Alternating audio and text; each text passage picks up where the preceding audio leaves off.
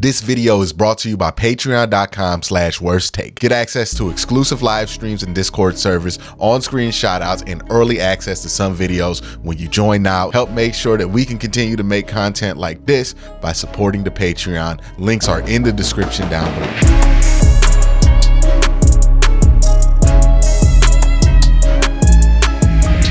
Cavs lost in a close game against the Atlanta Hawks. It seems like for whatever reason, the Atlanta Hawks them and the Toronto Raptors, like we just have these weird mistakes. Last night, honestly, I would attribute a lot of that to missed free throws. I think the Cavs missed 6 or 8 free throws in that game. Inexcusable to miss that many free throws. And then we all know that, like, whenever we play Atlanta, they get extra lucky with shooting threes and all that. That's going to happen, but we got to make our free throws. We make our free throws, we win that game pretty easily. But that's kind of what happened with that game. But it has me thinking, right? A lot of Cavs fans were wondering, should the Cavs go for the 3 seed? Because it is within reach. I think the Cavs have a 20% chance of taking the 3 seed with the 76ers. It's not great odds, but it's not nothing. And that is an interesting question, because I think the 4 seed is a better matchup for you if you're the Cleveland Cavaliers in the first round.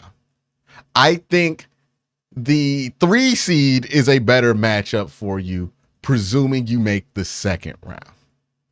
But it's not a better matchup to you, and it's actually a concerning matchup for you in the first round. Because right now, if the NBA playoffs started today and the Cavs did have the 3 seed, they would be playing the Nets. Okay, so if it's the Nets, I'm not really tripping on the 3 to 4 seed conversation. And I think you would probably be playing the Boston Celtics. Right? You'll be probably playing the Boston Celtics in the second round. And I think Boston is a winnable matchup in the second round. You can maybe get to an Eastern Conference Finals, depending on who gets to the conference finals. Might even be able to get to an NBA Finals.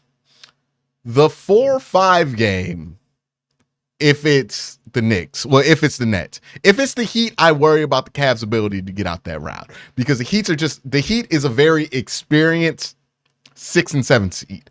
So they have 2 NBA final runs with that core, or at least conference final runs, my bad, with that core. They're more experienced. Erik Spoelstra, who, for people my age who are 27, remember him as a young coach at the Miami Heat, of the Big 3 Miami Heat. He's the second longest tenured coach in the NBA.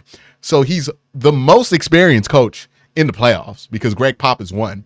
So you're going up against the most experienced coach in the first round with Jimmy Butler. And the advantage the Cavs have over the Knicks and the Nets is that Donovan Mitchell is the best player on the floor when we play the Knicks and the Nets.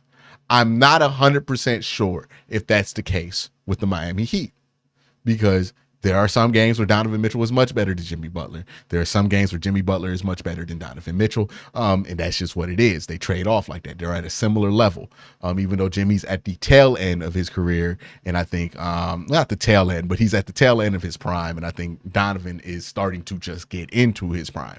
So a little bit different there. But that's what I would be worried about. Also, this Cavs team thrives on their ability to dominate in the interior, on their ability to slow the game down, and on their ability to defend. Well, the Heat make it hard for the Cavs on the interior. You got Bam. You got a lot of players in there that make it very difficult for the Cavs. Then you look at Jimmy Butler. And while the Cavs are a great defensive team, the one hole in this defense has been, we have nobody to guard really good wings. Jimmy Butler is a really good wing. We don't necessarily have the greatest solution in the world when it comes to Jimmy Butler. So that's also a concern. And an experience, right? JB, as much as I like him, first playoff series he's going to be coaching in as a head coach. Darius Garland, first playoff series he's going to be in. Donovan Mitchell, not his first playoff experience. But you know, for a lot of these guys, Evan Mobley, Isaac Okoro, some of the guys we're going to be relying to off the bench, you know, Lamar Stevens, this is going to be their first playoff series. And I don't use that as, oh, they're going to get overwhelmed by the moment. That's not what I'm concerned about when it comes to experience, because this is the first round. The moment's not that big. But what I do mean when I say the playoff experience matters is you're playing against the same team for up to 7 games, and they're game planning for you going into it. That's a much different experience than a regular NBA game.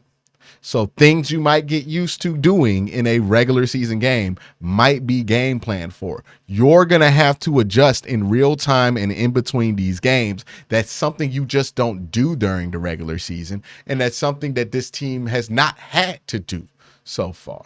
So that is what I mean by the experience matters. The guys on the Heat have done this time and time and time and time again. They've adjusted. They've made the adjustments. They've had successful adjustments. They've had not successful adjustments. The Cavs have never really been in that situation at large. And the one player who's really been through it, that's a prominent player on this roster is Donovan Mitchell. And even then, his experience is limited because it's not like he's been to like a conference finals or anything like that. So that is a concern there. You get the 4-5 matchup against the Knicks. I feel good about the Cavs' ability to beat the Knicks. Jalen Brunson is a good player, but he's nothing that I don't think is going to cause them any problems.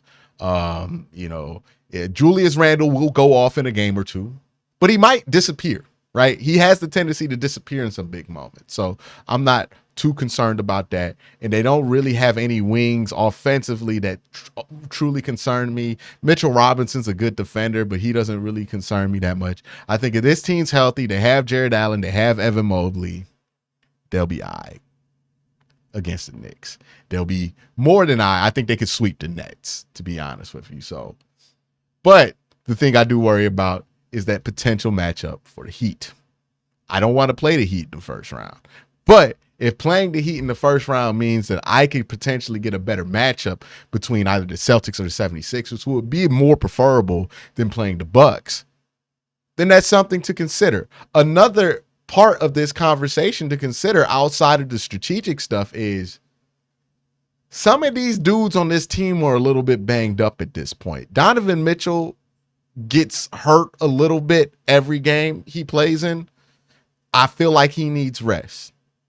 Darius Garland, we know he can't stop getting poked in the eye. Jared Allen missed the game last night. How much is it worth it to go all out to try to get this 3 seed, maybe, that you have a 20% chance to get, or just lock up this 4 seed and shut it down? Donovan Mitchell doesn't have to be out there. He can get a week's worth of rest. Just shut it down. How much is that worth for the Cavs?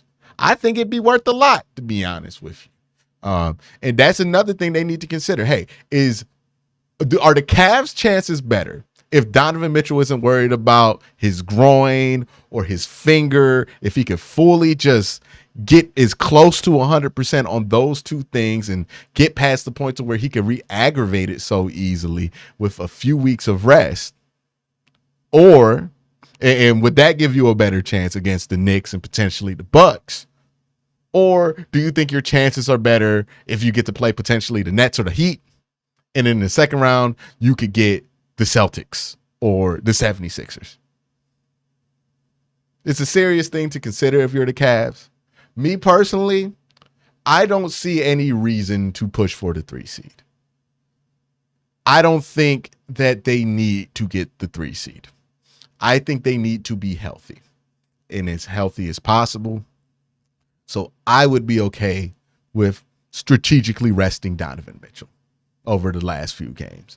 I would be okay with strategically resting Darius Garland over the next few games. Get these guys as healthy as possible. Focus on winning in the first round. Win in the first round, play in the Garden. It'd be great experience for everybody involved. And then get to that second round and you play the Bucks.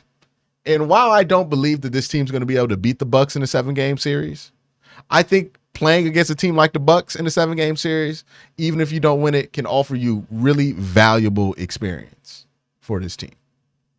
There is a penalty for getting too far too early. We've seen this with the Atlanta Hawks. If this team gets to the Eastern Conference Finals on kind of a fluke, that could really derail the development of this team. You know, one of the teams this kind of happened to was the Boston Celtics, who got to the Eastern Conference Finals way too early, and it kind of messed up their development because the expectations got too high too fast. The Cavs are not yet ready to seriously be in the Eastern Conference Finals. They are 2 years away from that. I think it'd be more beneficial if they don't get there early, or if they do it because they beat the Milwaukee Bucks of all teams. Like, prove that you're ready for this and then get there.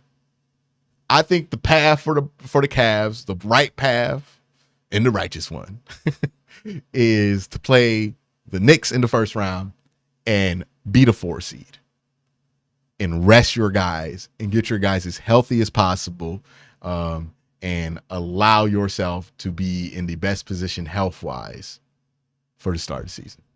Well, not the start of the season, the start of the postseason. That's my thoughts on that. Let me know your thoughts in the comment section below, because I can see either side of the argument, but let me know your thoughts. You guys have a great day. Have an even better night.